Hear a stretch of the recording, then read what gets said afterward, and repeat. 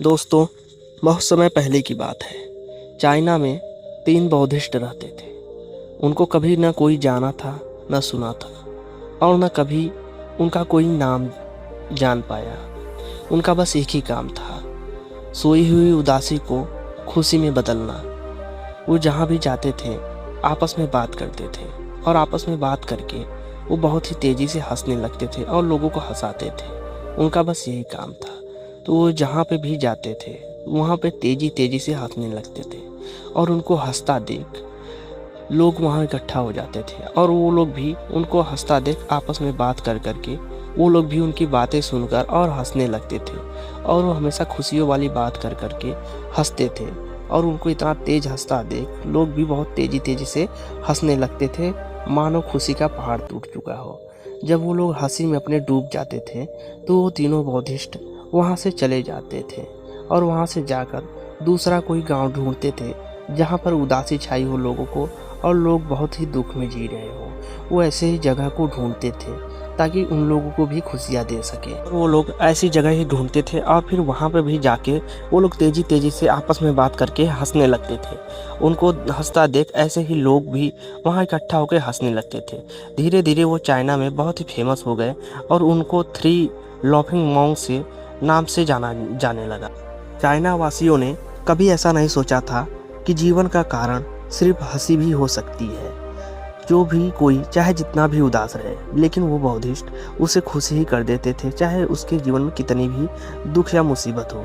धीरे धीरे समय बीतता गया और वह तीनों बूढ़े होते गए। उसके बाद कुछ दिनों बाद उन लोगों में से एक की मृत्यु हो जाती है और उन लोगों की मृत्यु एक की हो जाती है तो सभी लोग ये सोचते हैं आखिर में इनका एक साथी मर गया है और अब तो ये हंसेंगे नहीं रोएंगे।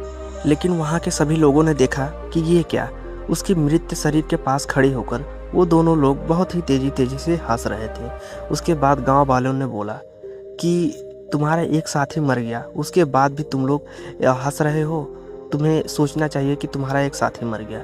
तो फिर उन दोनों बौद्धिस्ट ने बोला कि ऐसी कोई बात नहीं है, हम तीनों ने शर्त लगाया था कि कौन सबसे पहले मरेगा और आखिर में ये शर्त जीत गया।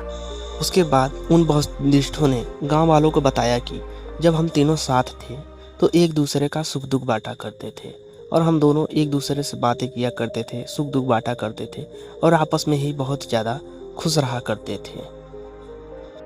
उन्होंने कहा कि जब यह जिंदा था तो हम लोगों के साथ ही मिलकर हम लोगों के साथ बहुत खुश रहता था और ये भी लोगों को बहुत ही ज़्यादा हंसाया करता था। लेकिन आज ये हम तीनों में से शर्त जीतकर सबसे पहले अपनी मृत्यु को प्राप्त कर कर यह शर्त को जीत चुका है और आखिर में हम लोगों से भी जीत गया है।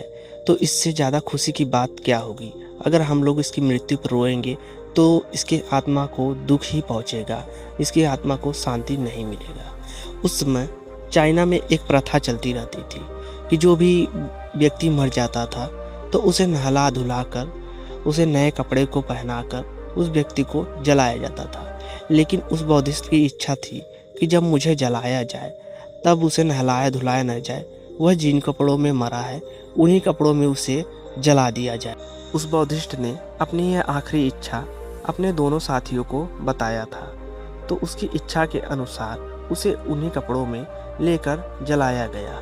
उसके बाद जब वह जलने लगता है तो लोग देखते हैं कि उसके जलते हुए शरीर में से कुछ रंग बिरंगे पटाखे ऊपर उठकर आसमान में बिखर रहे हैं और बहुत ही रंग बिरंगे तरीके से खिल रहे थे ऊपर देखकर। तो ऐसा देखकर वहाँ के लोगों के चेहरे पर मुस्कान आ गई क्योंकि वह मरने से पहले अपने कपड़ों में रंग बिरंगे पटाखे छुपाया था। इसीलिए ऐसा होता देख उन गांव वालों ने बोला कि वाह रे ज्ञानी, तुमने तो मरने के बाद भी हमें एक बार फिर से हंसा दिया। उसके बाद वह बचे हुए 2 बौद्धिस्ट चाइना से पता नहीं कहाँ गायब हो गए और उन्हें आखिरी हंसी के नाम से जाना गया। बौद्धिस्टों का उपदेश था कि अपने परिस्थितियों का मुस्कुराकर उसका सामना करना चाहिए, लेकिन हम तो अपने दुख में भूल ही जाते हैं कि कैसे परिस्थितियों का सामना करें। दोस्तों, अगर ये कहानी आपको पसंद आई हो तो एक बार लाइक सब्सक्राइब करें ऐसी और कहानी के लिए।